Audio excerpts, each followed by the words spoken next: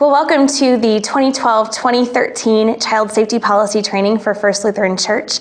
My name is Marissa Letcher. I am the Director of Children and Family Ministries, and you're sort of looking in on our staff training here this morning, and we will be going through our child safety policy, our severe weather and fire evacuation procedures, as well as other important safety information that you will need to know as volunteers so that you are well equipped to serve in our children and youth ministries here at First Lutheran. So you will need 5 pieces of reference as we go through this morning. The first is if you are a new volunteer this year or you did not volunteer last year or years previous, you will need a green form that says Volunteer Information Form Children and Youth Ministries 2013-2014. You'll need that green sheet. You will also need a copy of the Child Safety Policy, which is a several-page stapled packet copied on white. You will need a copy of the Accident Incident Report Form that's also copied on white. You will need a copy of the Fire Policy that's copied on this cherry or kind of a pink color. And lastly, you'll need a copy of the Severe Weather Policy that's copied on blue. Does everybody have those things? We'll be referencing those as we go through this morning. Okay, to start out, I'd like to just explain briefly the purpose of why we have a child safety policy here at First Lutheran, and that's obviously so that we not only protect the children and the youth that come into our care or our contact while they're here on the campus, but also so that it protects the members of the congregation, the staff, and the church as a whole. It puts forth what we feel are the best practices and procedures for working with children and youth, and we expect that when you are volunteering or working with children or youth, that the policies and procedures that are outlined in this packet are followed. Okay? We're going to skip the first 3 sort of sections because we'll talk about those things as we go through. So I'm going to start right at section 4. I'm in the main packet, the Child Safety Policy packet, item number 4 there on the bottom of the first page. We're going to start by going through the definitions.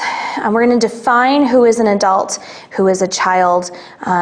Those things become very pertinent as we talk about the specific policies and procedures. So first of all, in section 4.2 definitions, it says for purposes of this policy, children are defined as being in the 5th grade or younger. Youth are defined as middle and high school age. And adults are defined as those who are 18 years of age or older. Go ahead and flip the page.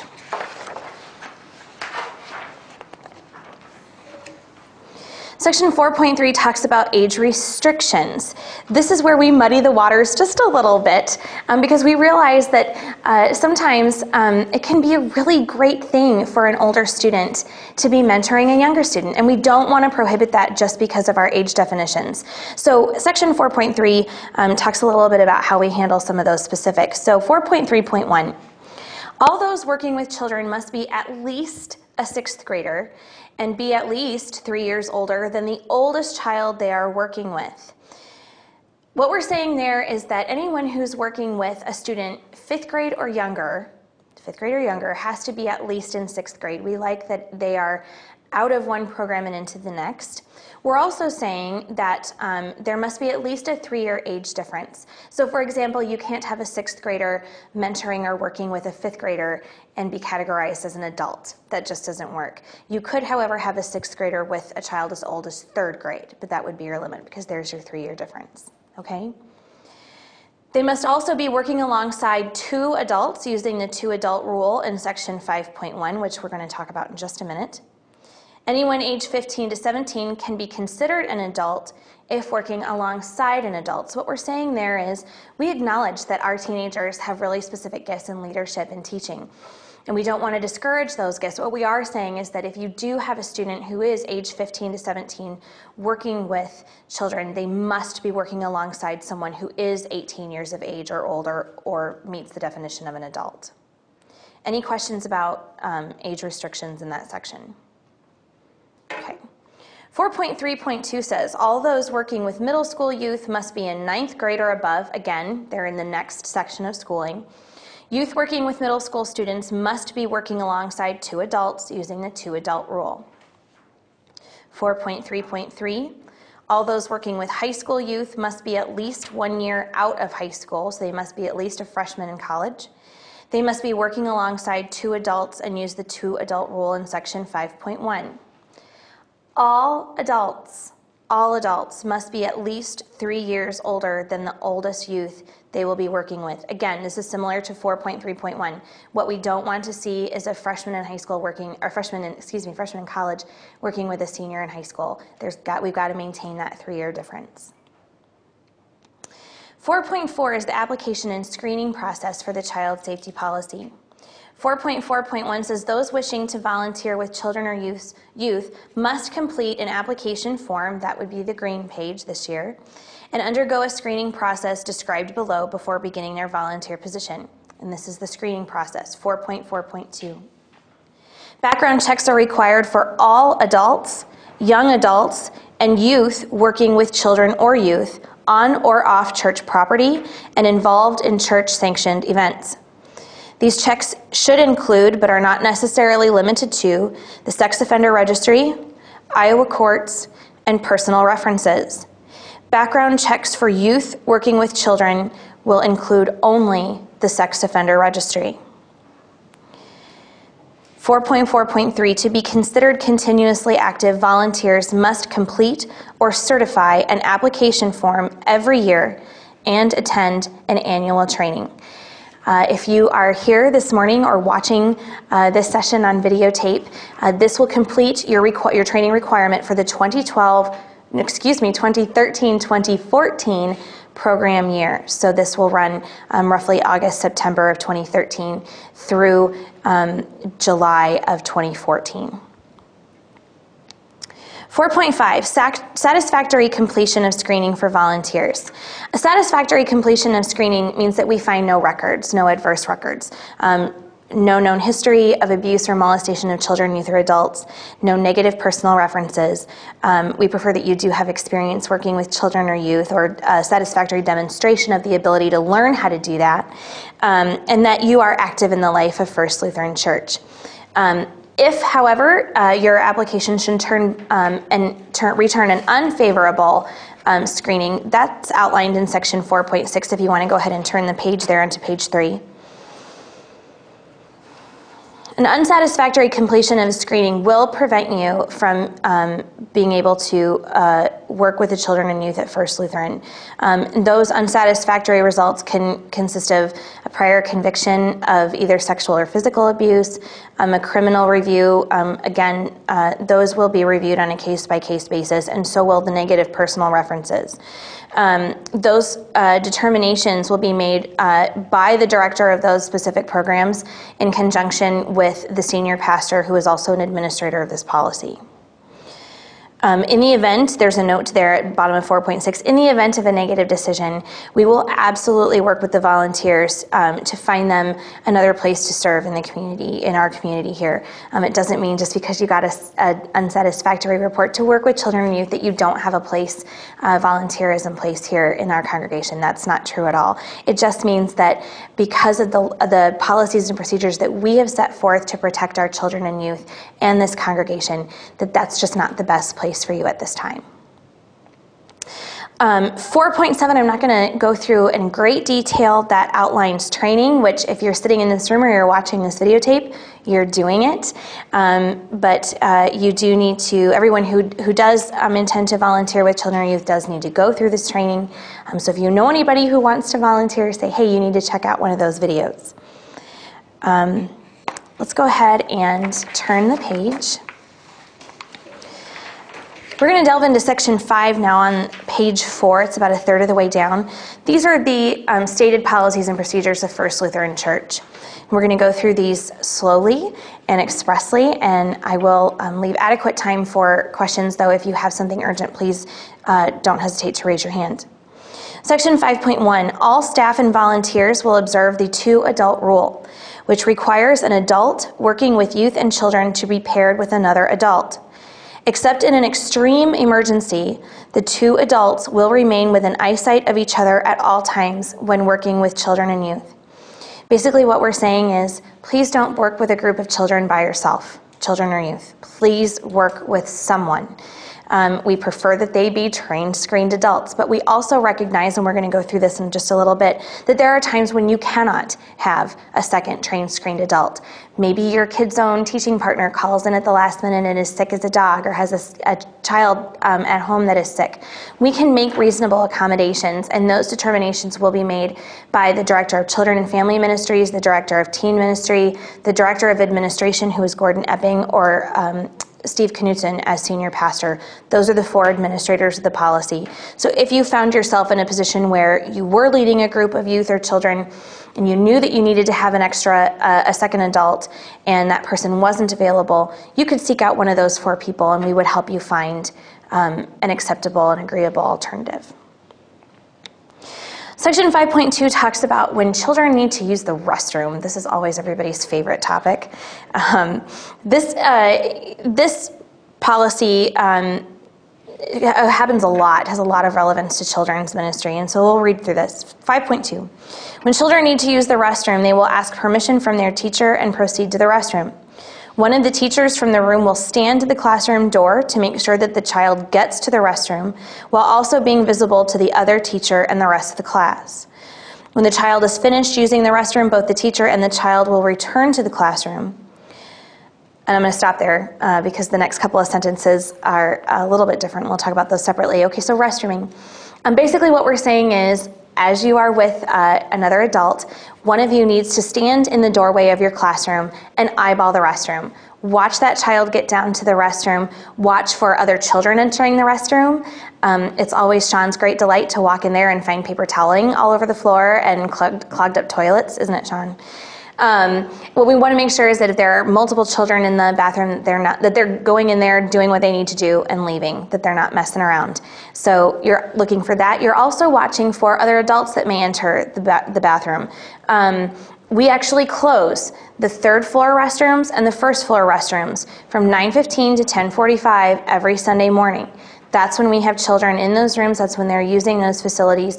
There are also adults in the building at that time.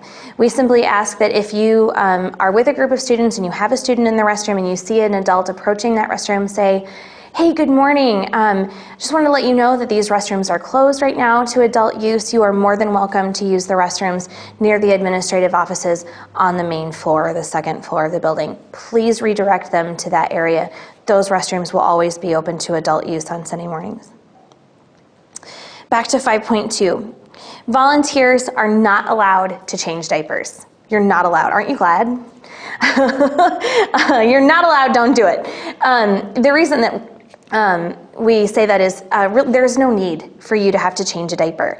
If you're working in children's ministry, by the time they come to preschool Sunday school, they should be potty trained, or frequently they come in a pull-up. If you're working in the nursery, there are trained nursery attendants in there who go through a lot more screening and a lot more training than you would as a volunteer. Please let them handle that.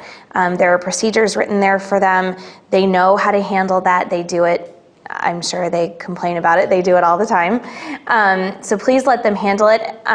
Or if you happen to know the child's parents and they're within sort of earshot or whatever, just holler at the parents and have them come take care of it. That's fine too. Frequently in the nursery anyway, parents will return if the child is going to be there for any length of time. They'll return to the nursery and go ahead and take care of that for you. So you don't even need to worry about it. Don't do it. Save yourself the, torment. Staff changing diapers will follow the posted procedures as they do. 5.3, talking about meeting alone with a student, and this is especially pertinent for those of you who will be volunteering in youth ministry. Section 5.3 says, there may be occasions when a volunteer or staff member will need to meet alone with a student or a group of students. On those occasions, the volunteer or staff member is encouraged to use one or more of the following safeguards. There are 3 of them. The first is meet in a public space. Take them out for coffee. Take them for ice cream. Go grab a burger over at McDonald's or wherever. Meet in a public space where there are other people to see the interaction between you and the student. Okay, that's the first option, and that's the one that we recommend the most. The second option in 5.3.2 is have an adult present outside of the meeting space with the door open and clear visibility.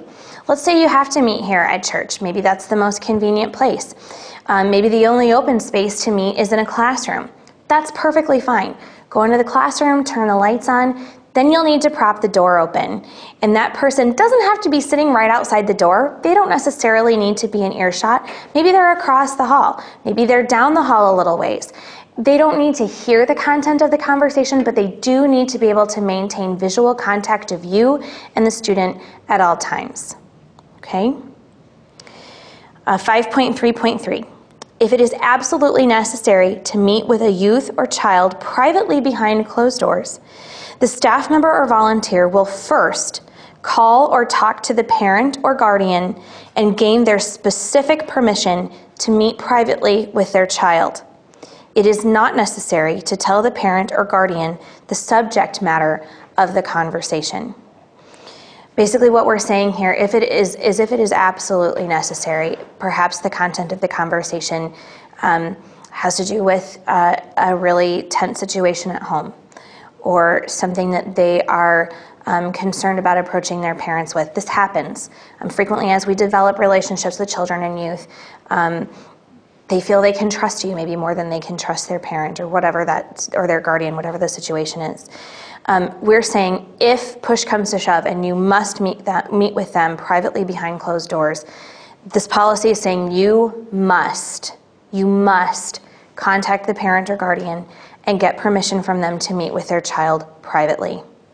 You do not have to disclose that information. However, if the child is in danger, you'll need to negotiate that with the parent in conjunction with either director of teen ministry, myself, the director of administration, or the senior pastor. But it can be as easy as a phone call, an email, whatever that communication is. Please gain the permission of the parent before you meet with that student. Questions about any of those first three policies? Okay. 5.4, this is where we talk about what happens when I'm teaching Kids Zone and my teaching partner calls in sick and I find out that I'm all by myself.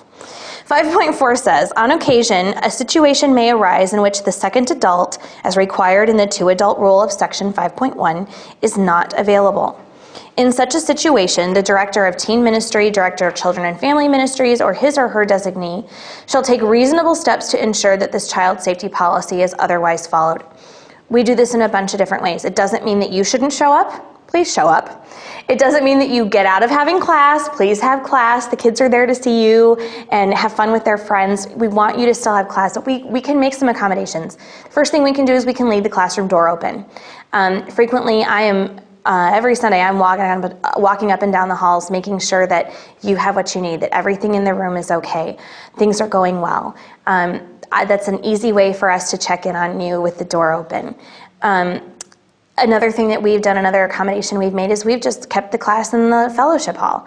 I'm there, the Reg Desk staff is there. You can just stay there at your table and have class right there in the fellowship hall, and you're totally covered. There are plenty of eyes there to help you. I guess what we're saying is, don't freak out.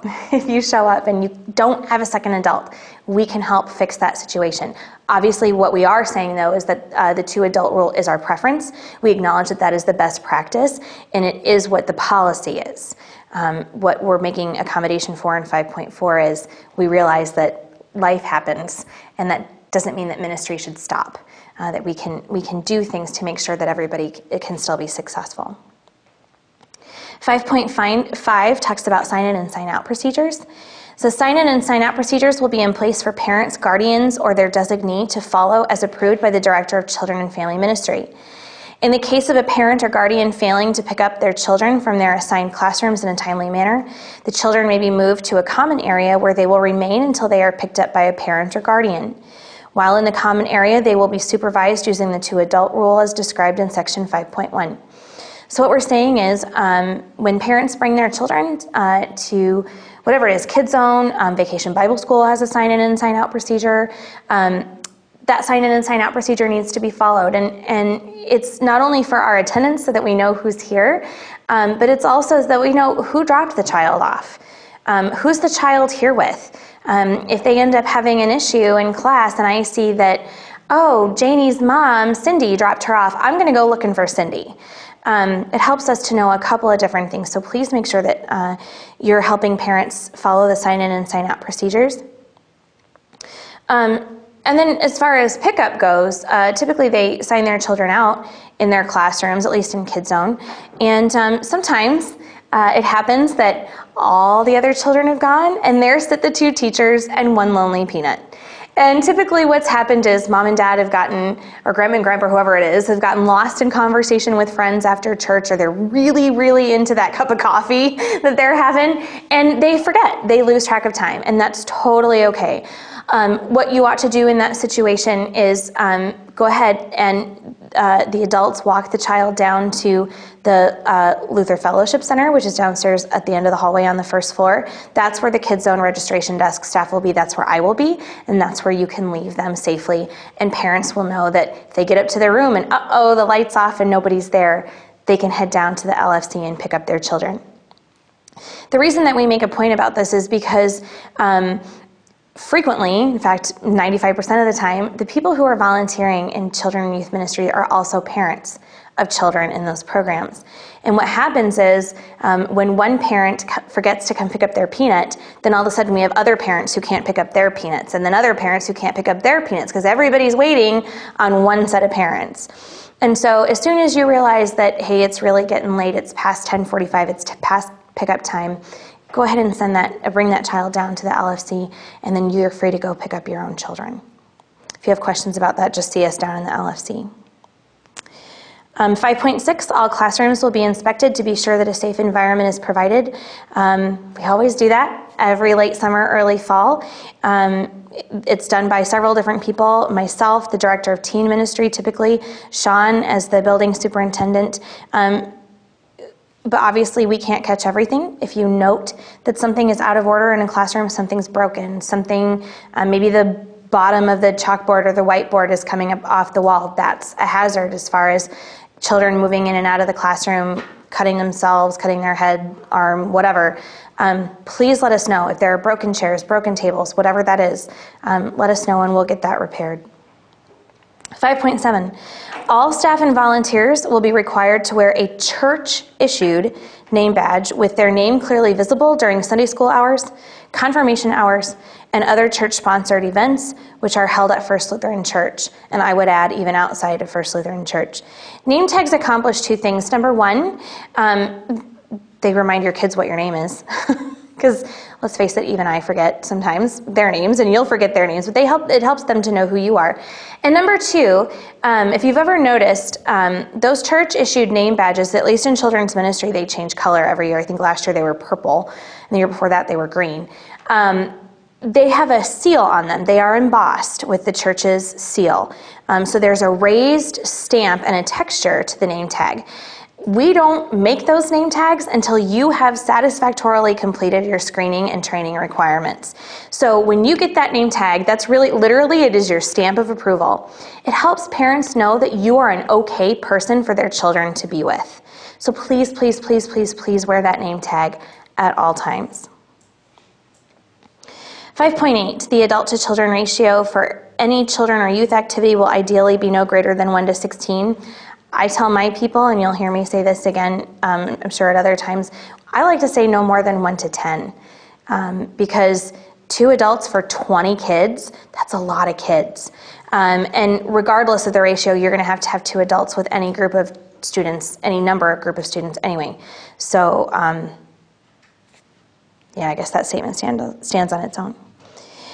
Section 5.9 talks about physical contact. This is such a hard one.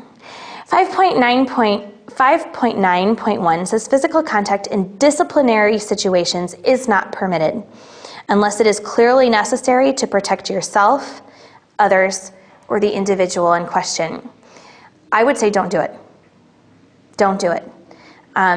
If there is an issue in your classroom where you are threatened, the safety of the other children is threatened, do not take physical action, do not restrain the child, do not physically discipline the child, get out. take yourself, your teaching partner, the rest of the kids, and get out of the classroom and let me know, or let the director of teen ministry or Gordon or Steve, let somebody, one of the administrators know as soon as possible that there is an issue in that classroom, and we will address it. Please do not ever, ever use physical disciplinary contact, ever. You don't need to do it. It's not your job. Don't put yourself in that situation, and don't put the kids in that situation. So if there is an issue, if you feel threatened, the kids are threatened, leave. Get everybody out, close the door, leave that child there, we'll take care of it. Questions about disciplinary physical contact? No? Okay, so then let's talk about, it's Sunday morning and it's the first day of Sunday school, or you've been on break for a couple of weeks because it's been, a holiday or whatever, and you're in the hallway and little Janie sees you and it's, oh my gosh, it's Miss Marcy, I've got to go up and hug her. And the next thing you know, you have got 3-year-old arms wrapped around your legs and you're like, oh, this is so great, she really likes me, we're friends. That is awesome.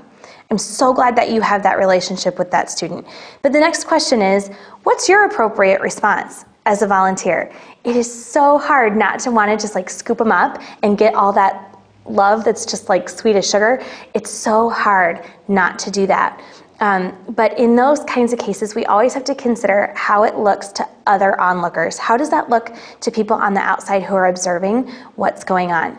So maybe, Janie comes running to Miss Marcy and she throws her arms around her leg. And the appropriate thing for Marcy to do is to acknowledge the love. Say, oh my gosh, Janie, I've missed you too. It's so good to see you.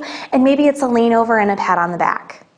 Okay, with older kids, maybe it's a sideways hug or a high five or a fist bump. Those are all okay. All right. What we're trying to avoid though is those full-on frontal hugs. Any sort of, I always encourage my volunteers, don't initiate the physical contact. Let the kids do that. If they really need that sideways hug or that handshake or that high five or their fist bump, let them do that. That's okay. It's okay to love on kids. We want you to love on kids, but we want to do it appropriately. One other question I always get is, especially in preschool, what happens when you come into the classroom and you sit down on the carpet and the next thing you know, you've got a peanut in your lap? And it's like, oh my gosh. What do I do? There's a couple of sticky situations there. One is you only have one lap. What happens when Janie comes and sits in your lap and then all of a sudden Peter wants to be in your lap and Sarah is feeling left out and now Sarah wants to be in your lap? You only have one lap. Okay? And unless you want to be rotating 20 kids through your lap all year long or all morning long, I would suggest, saying, you know what, I'm going to leave my lap empty today. I'm just going to sit here and be me. But I would love it if you would sit right next to me. You sit right here and I will be right here and we'll be together anyway. Sometimes the lap sitting is unavoidable. It happens to me every time I visit the preschool 3-year-olds class. Inevitably, I will sit down and then next thing I know, somebody will be there. What I would suggest is instead of sitting there and hugging them like you want to because it's so much fun just to love on those littles, maybe sit with your hands kind of behind you so that really the only contact you're having is in your lap. They're getting all the attention they need just sitting there with you. So just be mindful of those kinds of things. I'm not saying, don't love on them, don't show them that you care about them. Just be mindful about how that looks to everyone else. Questions about that? That's so hard. It's hard for me. It's hard for me. 5.10, transportation. This has a lot to do with, this happens a lot in youth ministry, so youth ministry folks, listen up. 5.10.1, volunteers and staff may be called upon to transport children or youth to and from church activities. All drivers will be 21 years of age or older, will have completed the screening requirements in Section 4, which is what we're doing, and have enough seatbelts in use for all those traveling in their car, and have a valid driver's license and proof of insurance. You'll notice that if you're filling out the form for the first time this year, you probably noticed on that form is a space for you to fill in information about your driver's license, your insurance, that kind of thing. you'll also be validating that information if you're just re-upping from the previous year.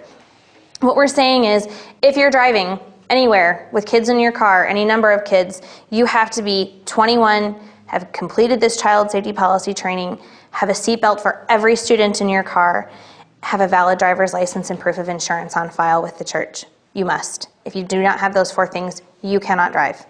And you shouldn't be asking other volunteers to drive if they do not have those 4 things. Okay? 5.10.2. This happens all the time.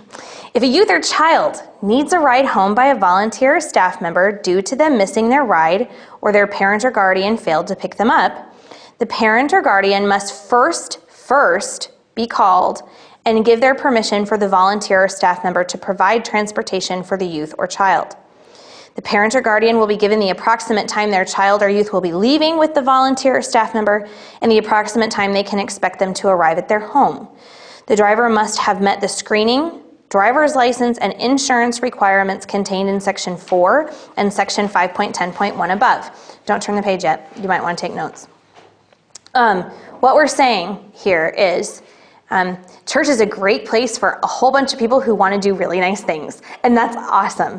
What we're saying here is we have a word of caution when you are driving students, especially if, say, you come to pick up your student from confirmation and you notice that Lucas is still there.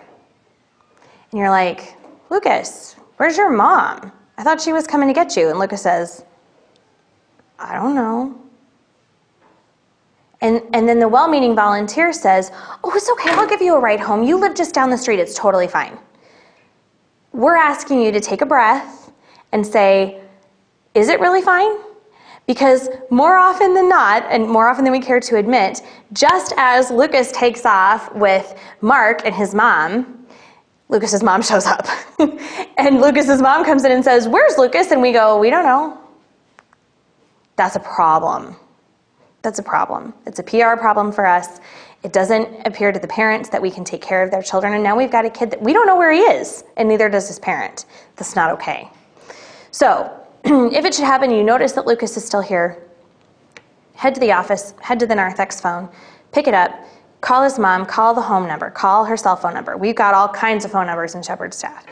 Get on the phone, say, hey, Susan, I noticed that Lucas is here. I was just about ready to take Mark home. Are you on your way? We would love to give Lucas a ride home. It's really not a problem. 9 times out of 10, Lucas's mom's going to say, oh, that's so sweet of you. You know what? I'm just crossing 3rd Avenue at 10th Street. I'll be right there. Or maybe she'll say, oh my gosh, I totally got distracted with, Lucas's little sister. We were at this event or whatever it is. That would be awesome. Can you please take him home? I'll be right there. Then you're going to say, yes, absolutely. We are leaving church in 2 minutes. You can expect to see us in 12 minutes. Give them a time that you will be leaving and a time that they can expect you to arrive. And please, please, please honor that time. Please don't stop at Hy-Vee. Please don't stop at Dairy Queen. Please go home. Okay? Questions about taking children home. Okay, now you can turn the page. 5.11 talks about overnight rules. Again, this is mostly for youth ministry. For any church activity that involves overnight stays with a co-educational group of children or youth, at a minimum, 1 adult female and 1 adult male must chaperone the group. There's your 2 adults. You've got 1 male and 1 female. In consultation with the assigned pastor, the ratio of adult to children or youth will be determined in advance. In any event, the ratio cannot be greater than 1 to 16. So what we're saying there is, let's say you have 32 kids who are coming for a lock-in. You've got a male and female adult. You cannot have more than 16 female students and 16 male students. If you get sign-ups that are 17 female students, you have to have 2 female volunteer adults and then 1 male if there's 16 males signed up for the event or less. Questions about that? Okay. Section 6, responding to an incident. 6.1 says, accidents.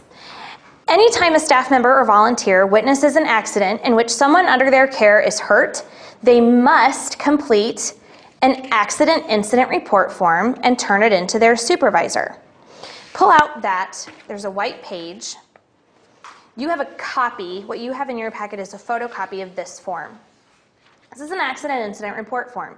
You'll notice that on the top, it's white, and if you lift up the white copy on the real thing, not on what you have, in the real thing, there's a yellow copy underneath. This is called a non-carbon reproducible, which means that when you write on here in ballpoint pen, it will duplicate whatever you write on the top on the back.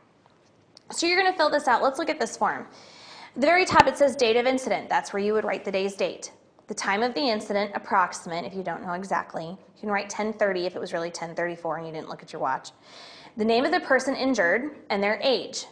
I'm going to make a statement about that really quick. The name of the person injured could be you. If you are hit, kicked, scratched, bitten by a student, you're going to fill out a report form. And you're going to list your name as the person who was injured. Okay? Accident incident report forms aren't just for volunteers who are filling out a form on behalf of a child or a youth. You might have to do this for yourself. Okay? Just a little heads up. And if you're embarrassed about your age, you don't have to list it. The address of the person, please list the home address of either the child or yourself. If the injured person is a minor, please list their parent or guardian's name. Give a short description of the injury or incident.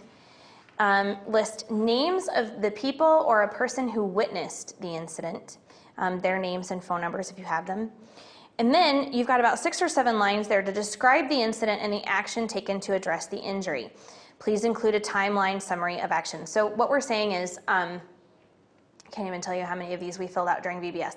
Let's say you're down in Rec Fund downstairs in the fellowship hall, and you're playing Uncle Duger and somebody trips and they got carpet burn all down their knee. This happens, okay? Obviously, you're going to do first aid for the child. Maybe you need to wash it. If it's bleeding, please apply a Band-Aid or first aid ointment if it's available. And then you might need to apply some ice, okay? So you're going to say, we washed the wound, we applied a bandage with first aid ointment, and we provided an ice pack. Typically what happens is the minute that kid sits down with the ice pack and they see their friends all having fun and they've gotten over the initial shock that they had an accident, they'll sit there for about 30 seconds with that ice pack and they'll be gone. They'll be back playing. If that's what happens, write it down, okay? If they literally only sat there for 30 seconds with the ice pack, write down. They sat down with an ice pack for 30 seconds and then wanted to go back and play. Write it down, okay? Then underneath that, you're going to, the incident reported to, you're going to write the staff member's name and title, so the director of the program. So if this happens at VBS or Kids Zone, you're going to report it to me and you're going to put my name there. If it happens at a youth ministry event, you're going to put Michael's name down there and write director of teen ministry. If it's an adult-to-adult incident, could happen, hasn't, but I'm sure that it could. And you're going to report it to either Steve or Gordon or staff members, maybe one of you. You'll put their name there. And then if you're the person making the report, you're going to go ahead and sign and date it.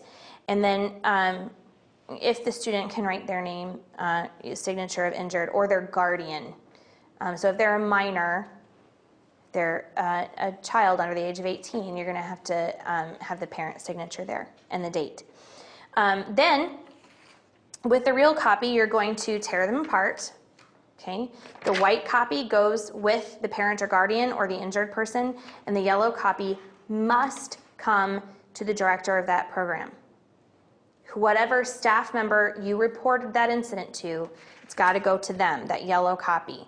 And then the staff members must turn that in to the senior pastor and the director of administration. Okay, so back to 6.1. All reports must ultimately go to the director of teen ministries, director of children and family ministries, director of administration, and the senior pastor as soon as possible. Not in a week, not in 2 weeks, not in a month. As soon as possible. Yeah. The incident will also be reported to the parents and or guardians. Obviously, if you're sending home that form, that's how it gets reported. But frequently, I like to make contact of, like, here's the form. If you have any questions, please call or email me. Okay, make contact, acknowledge the injury. Then you might even say, he jumped right back up and went to playing and I think he's okay, but you let me know if you have any questions. Make that personal contact. Let the parent know that you're aware of what happened, okay? 6.2, incident reporting. All allegations of incidents falling under the definition of child abuse must be reported. This is where we're going to flip back to the first page. I want you to go all the way back to the first page, and we're going to look at the definition of child abuse. That's in section 2. It's right smack dab in the middle of the first page. In accordance with Chapter 232 of the Iowa Administrative Code and Chapter 709 of the Iowa Criminal Code, the victim of child abuse is a person under the age of 18 who has suffered one or more of the following categories. They only need one of these: physical abuse, denial of critical care, presence of illegal drugs, manufacturing or possession of a dangerous substance, mental injury, child prostitution, sexual abuse, bestiality, and cohabitation with a registered sex offender. One. They only need one of those to be considered a child who has experienced child abuse.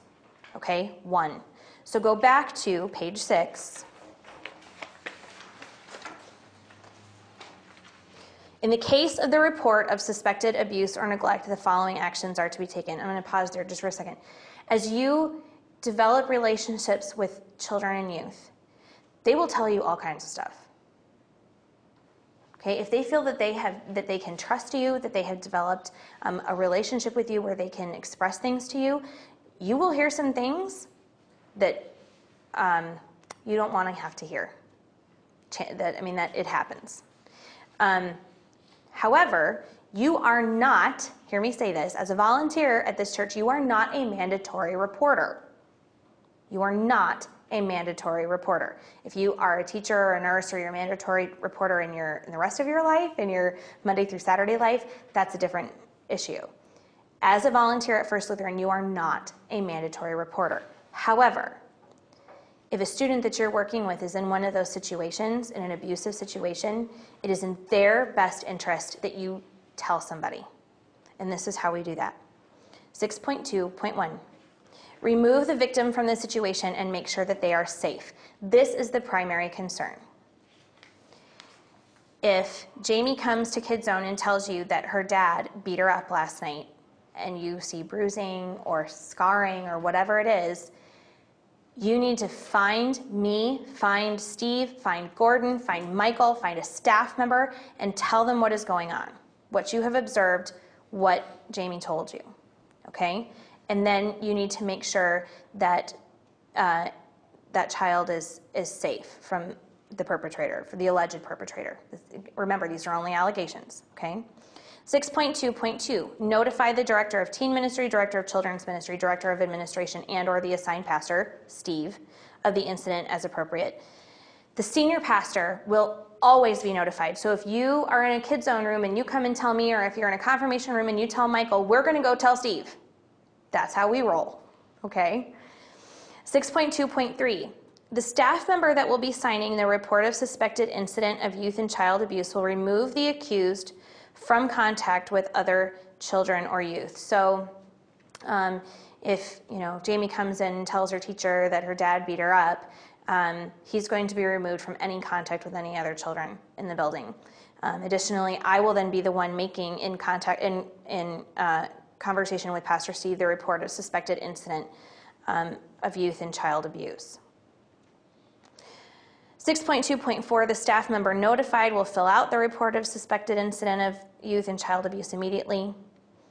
6.2.5, the staff member signing the report of suspected incident of youth or child abuse in consultation with the assigned pastor and the church's attorney is responsible for proper notification of the following: the parents, the senior pastor, law enforcement, which could be the police or the sheriff as appropriate, and insurance or other authorities as appropriate. Notice that nowhere after 6.2.2 does it say that the volunteer does anything. Once you have reported that suspicion to myself, To Michael, to Pastor Steve, or to Gordon, you're done. Okay? That also means that we are asking you not to go home and talk about it with your partner, not to talk about it with other parents, not to talk about it with your child. Because remember that these are still allegations. We are not law enforcement. We will not be investigating. Of course, we will be kept abreast of what happens, what is found.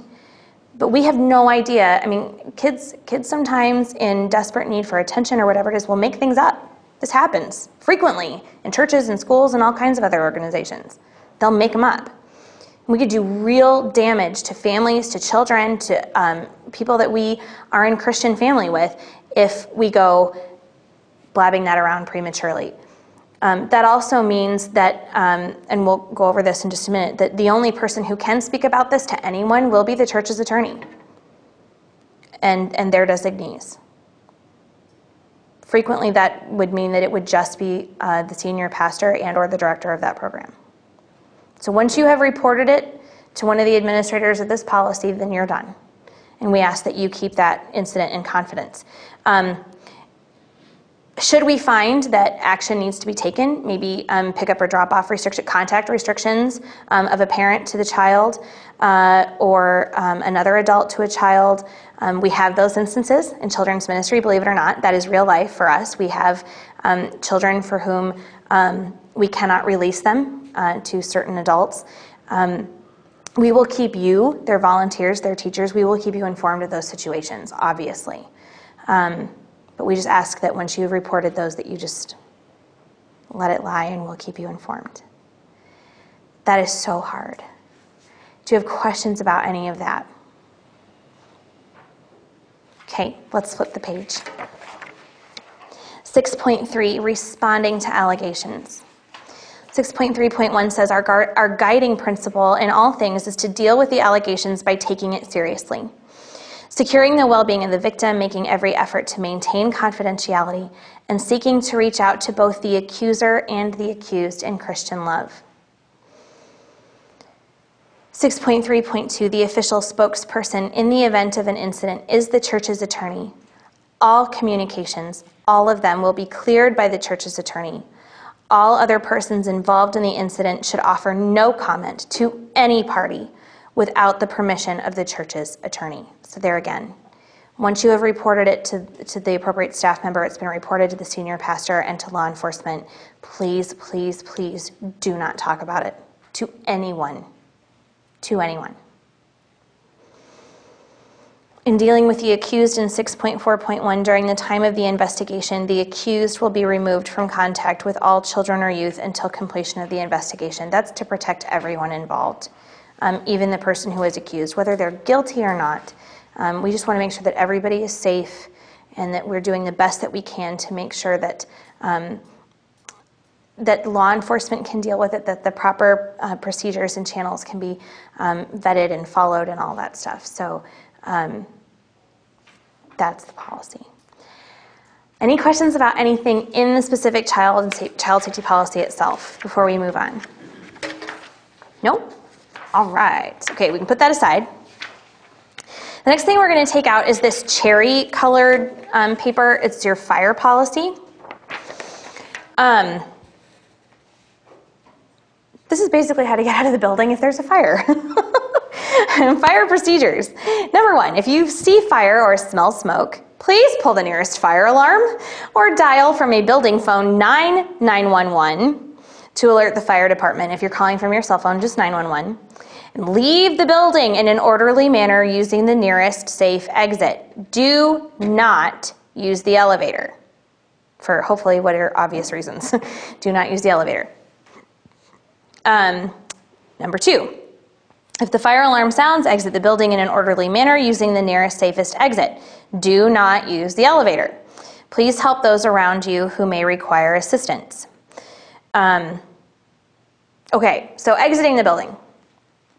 If you are, if you're with students, you're going to take your 2 adults and you're going to make a student sandwich. You're going to put 1 adult in the front, 1 adult at the end, and put all the kiddos in the middle.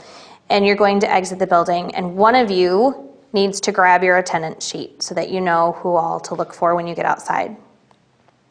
If you are on this end of the building, on the nave end, you're going to exit the 3rd Avenue entrance, okay? Do not exit out underneath the drive-through. There's not a lot of place to go once you run into that big medical building. And if the fire is in that section of the building, you may not be able to get underneath that drive-through, and then you're trapped, okay? So if you're either downstairs on the 1st floor, so that'd be like on the LFC end of the building, or if you're upstairs in the balcony, the choir room, those classrooms that are on that end by the bell room, you're gonna take that narthex, that big narthex stairwell, come down to the 2nd floor, the narthex area, cross through the narthex, and go out the 3rd Avenue entrance. If you are with students, so age 18 or younger, you're going to need to cross 3rd Avenue and head over to the grassy area that is directly to the left of the Margaret Bach building. There's a big open grass area there. Please locate yourselves there with your students, have them sit down in that line, take attendance, make sure everybody is there, and hang tight until we can dismiss parents to come pick up their students, okay? If you are on the administrative side of the building, so 312 and surrounding classrooms, 315, the offices, the preschool room, the youth room, any of those end classrooms, you're going to use the administrative entrance to exit the building. So you're either going to come up one level or down one level, go out the door, take an immediate right and another right, and cross 3rd Avenue to the grassy area next to Margaret Bach. Again, in the same manner. Sandwich your kids, grab the attendance sheet, get out of the building, okay? Adults who are in the building, who are not responsible, who are not working with kids, so folks in choir, folks in worship, folks in an adult ed class, they're going to exit out the narthex doors or the nearest doors, and they're going to head over to the vacant parking lot that was cardiologist PC, right on the corner of 3rd and 10th there. And that's where they will stay. Chances are, if we're evacuating, it's going to be controlled chaos, okay? You will probably have a panicked parent come running up to you as you're evacuating children, grab their kid by the arm and want to take them. What you need to do is say, I cannot release that child to you right now, your child to you right now. I understand that you're concerned. You are more than welcome to walk with us until we get over to the grass and I can take attendance and release them to you at that time. But they are in my care. We've got it under control. Please walk with us, but I cannot let you take your child at this time. Do not release them until you have taken attendance. And chances are what will happen is once those adults have gotten over there with pastors or whomever else is there, pastors will say, we'll give the all clear that we've taken attendance, kids are good. Pastors will give the all clear for parents to come and pick up their kids, okay? It is your job to sort of be the guardian of the controlled chaos in that situation. And we're giving you power to do that. Procedure number 3, lay and staff leaders as available will assist in the evacuation.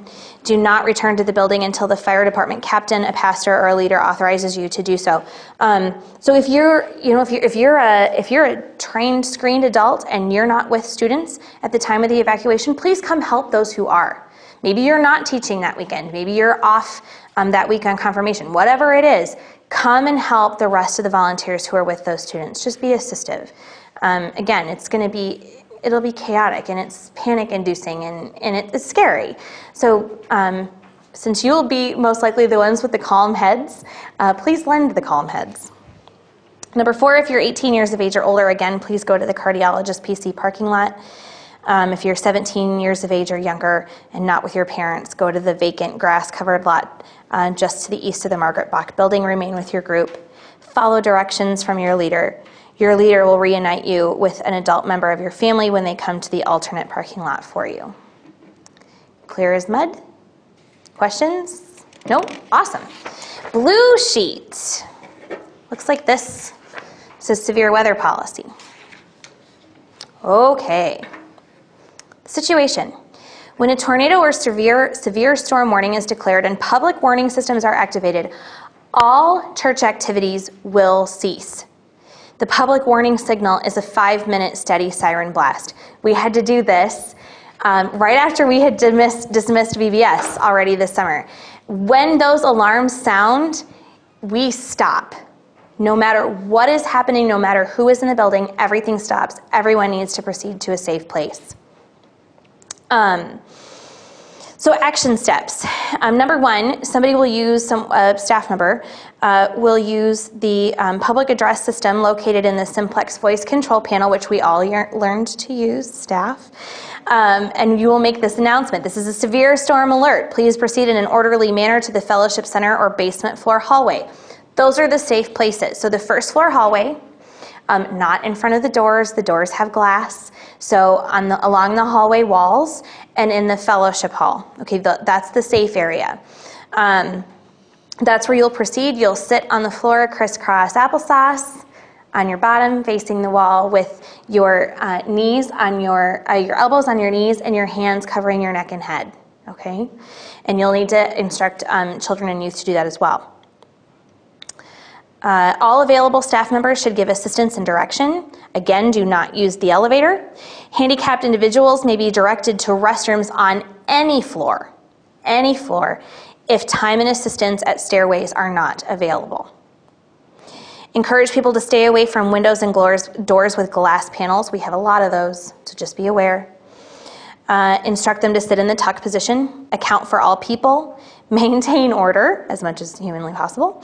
Explain that if a power outage occurs, the fire alarm signal will activate automatically.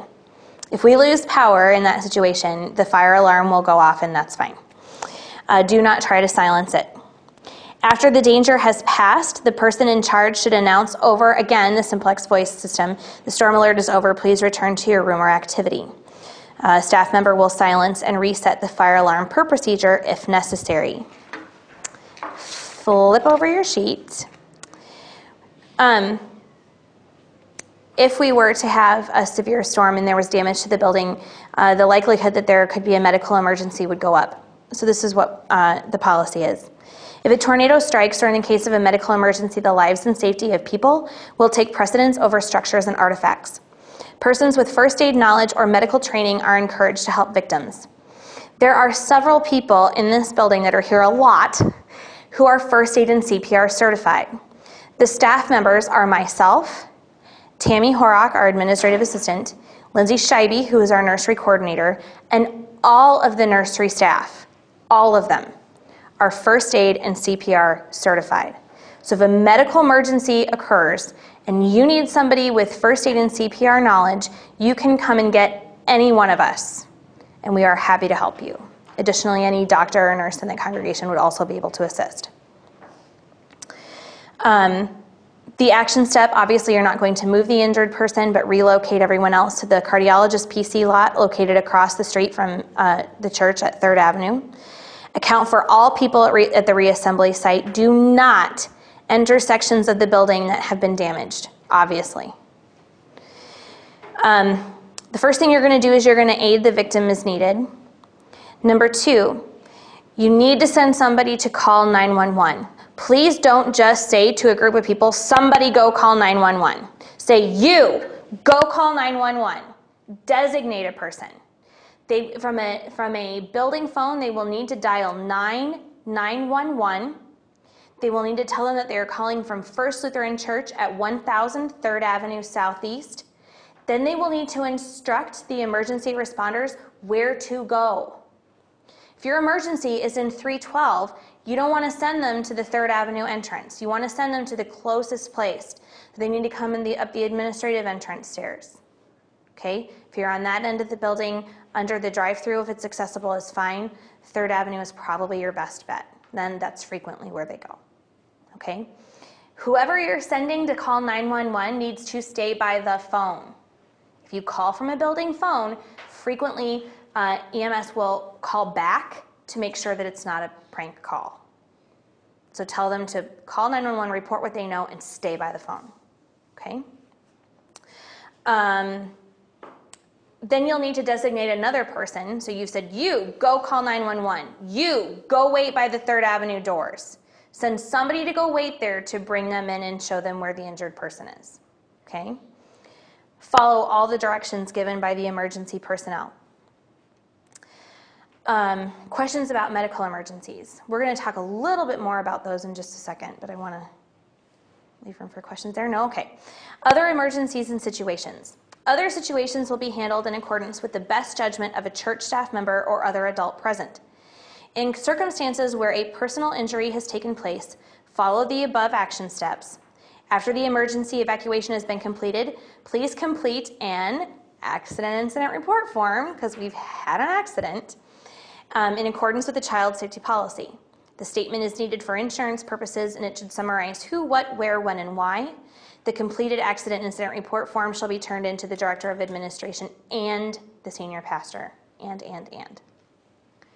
Questions about that? Okay. So every year we have a little special little section of our child safety policy training that varies. Every year it's different. This year we're going to take some time to point out to you some really cool toys. No, they're not toys. Don't play with them. Some really cool things that we got to help in medical emergencies here at the church. If any of you have these, you'll see these in the malls, in schools, airports, probably in your offices. This is an automatic external defibrillator. We purchased 3 of these this year. They are located, the first one is in the narthex, just to the right of the welcome desk. The second automatic external defibrillator is up on the 3rd floor, right at the junction of the 2 hallways, it's right at the corner. And the 3rd one is in the 1st floor hallway in about the same area where the main hallway and the hallway coming from the elevator meet. They are marked, you'll see a red box with a red light on top, and a triangular sign that says AED. If someone should have a medical emergency and you are there responding, you can use an automatic defibrillator if you're concerned that they're having a heart attack or other issue. You will go to the cabinet, you will open the door, and there inside are 3 things. There is the defibrillator itself, comes in a red case like this. You can rip that out. If you're dealing with a child under the age of 8, you will need to use child-size pads.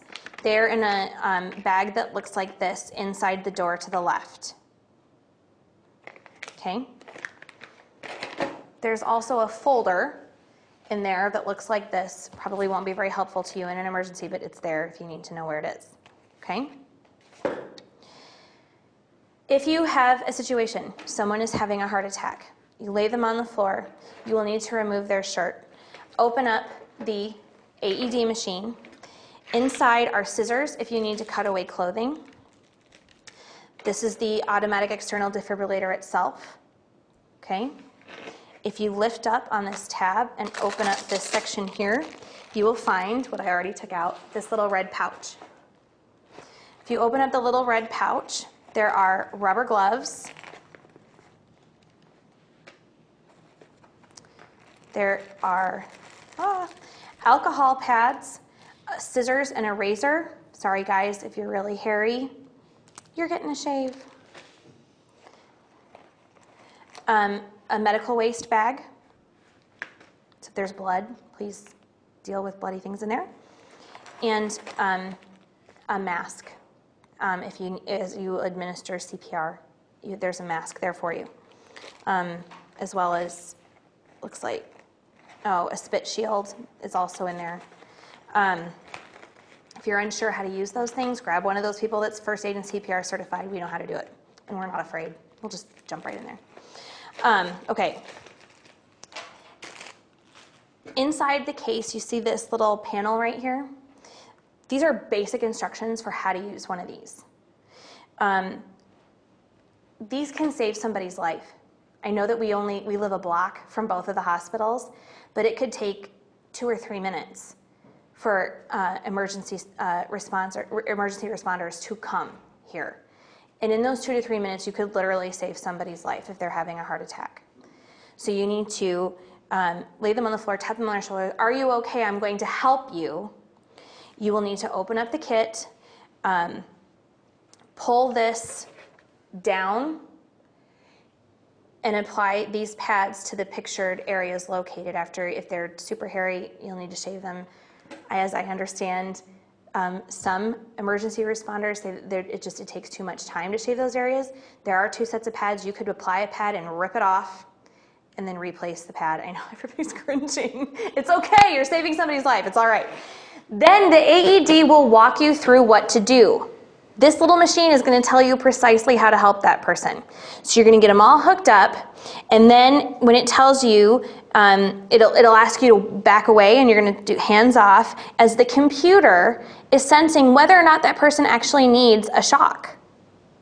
Perhaps they're having a stroke, and it's not a heart issue at all. But a lot of times in panic, we mistake those things. The AED will not shock if it doesn't need it, if that person does not need it. So you don't need to worry about doing any harm, okay? Except, maybe if you rip off a little too much. Use the AED. If you're concerned, plug them in. The AED will determine whether or not a shock is needed. If a shock is needed, it will say, shock needed, and then it will tell you when and how to press the button, okay? The machine will walk you through it. Again, if you're concerned, find one of those people that's CPR or first aid certified. Okay? It's important to know that these things are in the building. Okay? We are so lucky that we have 3 of them, 1 on every floor. So no matter where you are in this building, you can quickly and easily get to an AED machine. I will say one thing about the boxes, because this is volunteer training. Please tell your students not to open them. They are within reach of pretty much anybody, especially the one in the narthex. It's very low to the ground.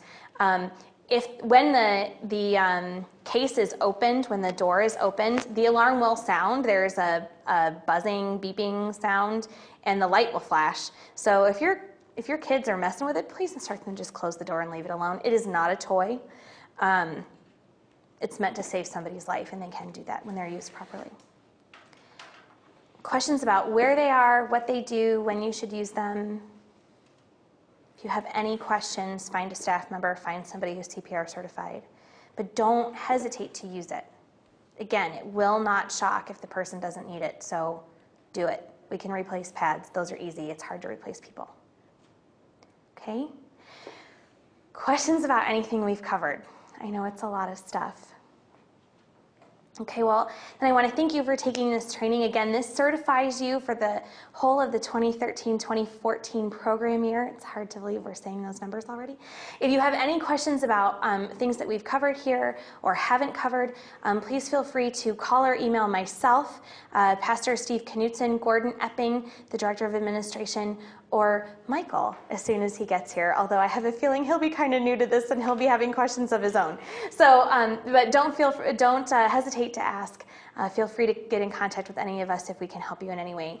Thank you for doing this. This makes First Lutheran such a safe place to be, and boy, are we lucky to have such well-trained volunteers. Thanks again.